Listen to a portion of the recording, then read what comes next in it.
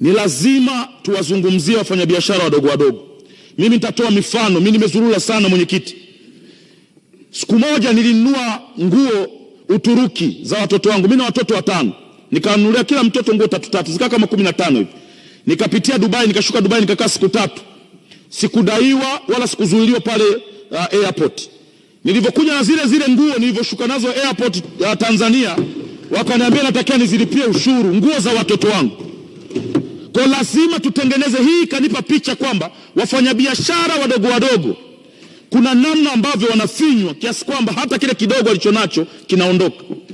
Mfanyabiashara na simu 2, simu 3, mwacheni apite.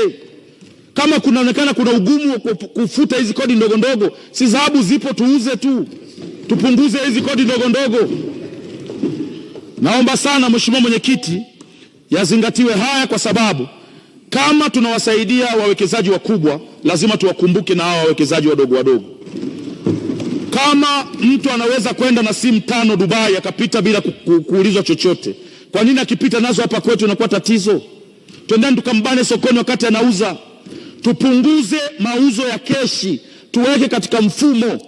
Watu watumie kadi, watumie hizi nani za kulipo kwa digital.